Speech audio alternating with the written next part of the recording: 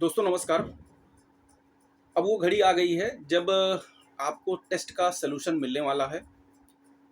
तो टेस्ट का सलूशन हम आपको देंगे। आप लोगों ने देखा होगा कि जो हिंदी का टेस्ट है 30 क्वेश्चन का किस टाइप का रहा। एक बार मुझे पूरी उम्मीद है कि आप लोग ज़रूर उस टेस्ट को सॉल्व किए होंगे और देखे होंगे कि हम कहाँ तक हिंदी में पहुँच रहे हैं या हमारी तैयारी हिंदी में कहाँ तक है। तो मैं एक बार क्या करता हूँ कि इसको क्योंकि ये हैंड रिटेन है तो हो सकता है कि कुछ चीज़ें आपको समझ में नहीं आई हों, तो मैं एक बार क्वेश्चन और उसका आंसर पढ़ दे रहा हूँ। फिर टेलीग्राम पर इसका पीडीएफ डाल देंगे, वो भी कौन सा सही है उसके साथ। तो आइए देखते हैं। और इससे पहले आप लोग @प्रतियोगी ऋषि 91 जो टेलीग्राम चैनल है उसको ज्वाइन करिए। स्पेलिंग है @TRATIYOGIRISI91, गैप नहीं है। इसको आप लोग ज्वाइन करिए और वहाँ पे इसका सलूशन मिल जाएगा। चलिए हर क्वेश्चन का जवाब हम देते हुए चलते हैं और एक बार क्वेश्चन को मैं पढ़ दे रहा हूँ, उसका जवाब देते हुए चल रहा हूँ। पहला क्वेश्चन है, क्रिया के जिस रूप से यह ज्ञात हो कि वाक्य में कर्ता, कर्म और भाव में से किसकी प्रधानता है उसे क्या कहते हैं।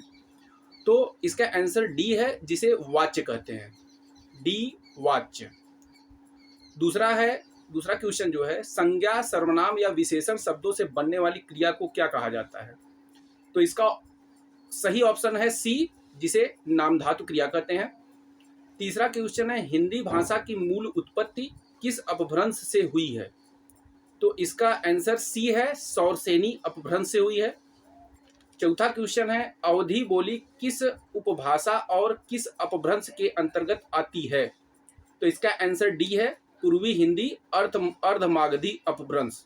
ठीक है। पांचवा क्वेश्चन है, माटी की मूर्तें किसकी रचना है। तो ये राम वृक्ष वेनपुरी जी की रचना है। छठवां क्वेश्चन है, हिंदी साहित्य अकादमी पुरस्कार सर्वप्रथम किस लेखक को प्रदान किया गया था। तो ये माखनलाल चतुर्वेदी जी को प्रदान किया गया था। उसके बाद सातवां क्वेश्चन है, प्रताप जो कि साप्ताहिक समाचार पत्र था, किसके द्वारा संपादित और कब किया गया। इसका आंसर डी है, गणेश शंकर विद्यार्थी द्वारा 1913 ईस्वी में। ठीक है। आठवां क्वेश्चन है, वही मनुष्य है जो मनुष्य के लिए मरे, ये किसकी पंक्ति है। तो ये मैथिली शरण गुप्त की पंक्ति है। नौवां क्वेश्चन है, जब एक अधिकारी दूसरे अधिकारी को व्यक्तिगत नाम से पत्र लिखता है तो उसे कौन सा पत्र कहा जाता है। 9वें का सी सही है, इसे अर्ध सरकारी पत्र कहा जाता है। 10वां क्वेश्चन है, कहती हुई यो उत्तरा के नेत्र जल से भर गए, हिम के कणों से पूर्ण मानो हो गए पंकज नए। इसमें से ये पूछा है कि कौन सा छंद है। तो ये 10वें का ऑप्शन ई सही है। ठीक है। इसका मैं आगे चल के ये भी आपको बताऊंगा कि ये कैसे सही है। ठीक है। अभी थोड़ा सा समय नहीं है, बाद में मैं आपको बता दूंगा। चलिए 11वां क्वेश्चन देखते हैं। यह छंद रोला एवं उल्लाला को मिलाने से होता है। इसके पहले 4 चरण रोला छंद के, अंतिम 2 चरण उल्लाला छंद के होते हैं। इसका भी ऑप्शन ई सही है, इनमें से कोई नहीं। ये आप लोग सर्च करिएगा कि इसे क्या कहते हैं जरूर, क्योंकि इसका यही थीम है कि आप लोग चीज़ों को पढ़ें। 12वां क्वेश्चन है, सूरदास के पदों में कौन सा रस नहीं पाया जाता। तो ये ऑप्शन डी सही है, भयानक रस नहीं पाया जाता है। 13वां क्वेश्चन है, जो भाव मन में केवल अल्पकाल तक संचरण करके चले जाते हैं उन्हें क्या कहते हैं। तो इसे संचारी भाव कहा जाता है। 13 का सी सही है। 14 है क्वेश्चन, भावों का अनुसरण करने वाली मनोभाव को व्यक्त करने वाली शारीरिक एवं मानसिक चेष्टाएं क्या कहलाती हैं। तो इसे अनुभाव कहा जाता है, जो कि ऑप्शन डी पे है। तो 14 का डी सही है।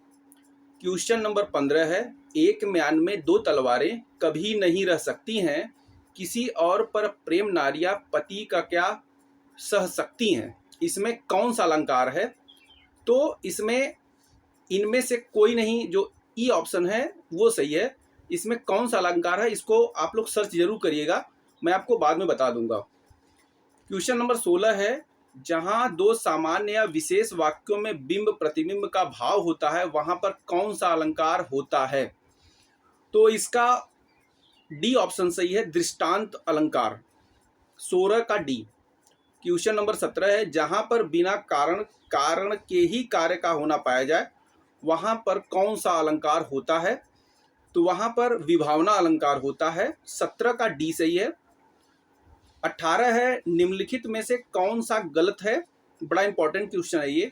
दिया है ए ऑप्शन में परिणत, परिणत मीन्स रूपांतरित होता है, प्रणत मीन्स झुका हुआ, ये सही है, ए सही है।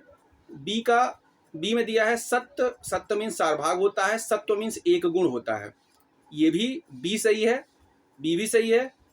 इसमें पूछा है गलत कौन सा है। सी ऑप्शन में दिया है शहर, शहर मीन्स नगर होता है, एक छोटा सा शहर, उसमें मीन्स सवेरा होता है। डी ऑप्शन में है हरण मीन्स चुराना, हकार मीन्स पुकार, डी भी सही है। इसमें पूछा है कि निम्न में से कौन सा गलत है, तो इसमें इनमें से कोई नहीं होगा, मतलब कि सारे सही हैं लेकिन केवल ई ऑप्शन गलत है। उसके बाद दिया है कि क्वेश्चन नंबर 19, दुहधन संधि का पूर्ण रूप क्या होगा? दुहधन संधि का पूर्ण रूप क्या होगा? तो इसका ऑप्शन होगा दुस्संधि, मीन्स कि द होगा छोटा ऊ, जो इसका डी ऑप्शन है वो सही है, उसको देख लीजिएगा आप लोग। बाकी उसके बाद 20वां क्वेश्चन है, सूक्ति, सूक्ति का सही संधि विच्छेद क्या होगा? आप लोग ने देखा होगा कि सूक्ति का सही संधि विच्छेद क्या होगा। इसमें 20 का ई सही है, आप लोग इसको जरूर पढ़िएगा कि कैसे इनमें से कोई सही नहीं है। हो सकता है कि मैं गलत आप लोगों को बता दिया हूं, लेकिन ऐसा है नहीं कि मैं आपको गलत बताऊंगा, लेकिन आप लोग जरूर सर्च करिएगा कि जो चीज़ें इसमें हैं कहीं न कहीं सही हैं, तो आप लोग अपने हिसाब से जरूर देख लीजिएगा एक बार। हालांकि चीज़ों को मैंने एकदम सोचा है कि करेक्ट चीज़ों को बताऊं, लेकिन मानवीय भूल हो सकती है, 100% कोई गारंटी नहीं ले सकता है, लेकिन ये है कि इसमें मैंने ये प्रयास किया है कि आप लोग के लिए ये चीज़ें अच्छे तरीके से हों। चलिए आगे चलते हैं। क्वेश्चन नंबर 21 है, बिच्छू का तत्सम शब्द क्या होगा?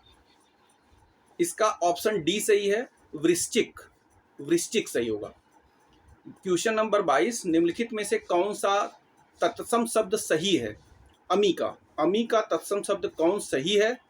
तो अमी का तत्सम शब्द जो क्वेश्चन 22 का सी ऑप्शन सही है, अमृत होता है तत्सम। सही पर्यायवाची का चयन कीजिए। क्वेश्चन नंबर 23 है, सही पर्यायवाची का चयन कीजिए। भौरा ए ऑप्शन में दिया है, भौरा का दिया है चंचरीक, मिलिंद, द्विरेफ, यही सही है, ए ऑप्शन। बाकी आप देखेंगे बी में जो विरासत दिया है, विरासत का दाय न्यास प्रपंच, ये सही नहीं है। लक्ष्मण का सौमित्र शेष कलानिधि, ये भी सही नहीं है। डी का घास, घास का तिनका सात दस्यु, ये भी नहीं है, दस्यु मिश्र होता है। क्वेश्चन नंबर 24 जो है, निम्नलिखित में से कौन सा शब्द सही है? तो इसका डी ऑप्शन सही है, सुभैसी, सुभैसी सही है, सुभैसी, डी ऑप्शन। क्वेश्चन नंबर 25 का, मलिक मोहम्मद जायसी ने किस भाषा का सरल और साधारण रूप अपनाया? क्वेश्चन है 25 कि मलिक मोहम्मद जायसी ने किस भाषा का सरल और साधारण रूप अपनाया? इसका ऑप्शन ए सही है, अवधी। क्वेश्चन नंबर 26 है, जिसने अभी 2 बच्चे को जन्म दिया, नहीं सॉरी, जिसने अभी अभी बच्चे को जन्म दिया उसको क्या कहा जाता है?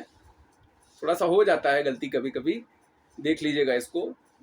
तो इसको क्वेश्चन नंबर 26 का सी सही है, सद्य प्रसूता, सद्य प्रसूता, ठीक है। और अब आएंगे क्वेश्चन नंबर 27 की तरफ। प्रयोग के आधार पर संबंध बोधक अव्यय का कौन सा प्रकार नहीं है? क्वेश्चन नंबर 27 का सी सही है, मौलिक संबंध बोधक अव्यय। संबद्ध बोधक अव्यय के 2 प्रकार होते हैं, संबद्ध संबद्ध बोधक अव्यय, अनुबद्ध संबद्ध बोधक, ये दोनों होता है। कौन सा नहीं है? तो इसमें मौलिक संबद्ध बोधक अव्यय, जो कि ऑप्शन सी पे है, यही सही नहीं है। क्वेश्चन नंबर 28, वह खाया हो में कौन सा काल होगा? तो इसमें डी सही है कि इसमें संभाव्य वर्तमान काल होगा। क्वेश्चन नंबर 29 है, हिंदी व्याकरण में वृत्ति के भेदों की संख्या कितनी है। आप लोग देख रहे होंगे कि लगभग हर टॉपिक को हमने कवर किया है।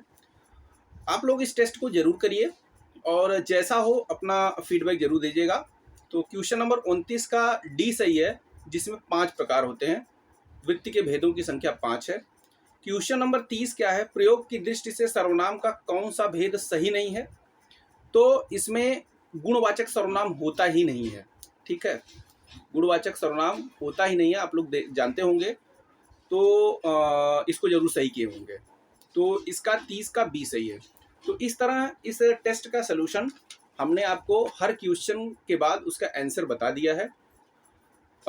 देखूंगा तो उसको मैं टेलीग्राम चैनल पे कुछ देर बाद अपडेट कर दूंगा। अभी थोड़ा सा समस्या चल रही है और जैसे ही उस समस्या का समाधान होता है मैं टेलीग्राम चैनल पे इस पे टिक के साथ, कल तो मैंने केवल पेपर अपलोड किया था, आज मैं टिक के साथ उस पे अपलोड कर दूंगा। आप लोग देख लीजिएगा, उसको कैसा होगा जरूर बताइएगा। इस टेस्ट में हमने पूरी तरह यही प्रयास किया है कि आप लोग का पूरा सिलेबस कवर हो और आप लोग अच्छी तरीके से जो भी चीज़ें ना आए आपको, आप किताब देख के उसको पढ़ लें और आगे आने वाले टेस्ट में आप लोग अच्छा करें, जिससे आपकी हिंदी अच्छी तरीके से तैयार हो जाए। क्योंकि हिंदी का बहुत बड़ा रोल है। हिंदी में जितना अच्छा नंबर खींच सकते हैं और हिंदी में खींचा भी जा सकता है अन्य सब्जेक्ट की अपेक्षा, क्योंकि इसका कुछ फिक्स टॉपिक है और वहाँ से आप नंबर को गेन कर सकते हैं। 2.5 से 3 घंटे अगर हिंदी आप पढ़ते हैं तो आपकी समस्या का समाधान हो सकता है।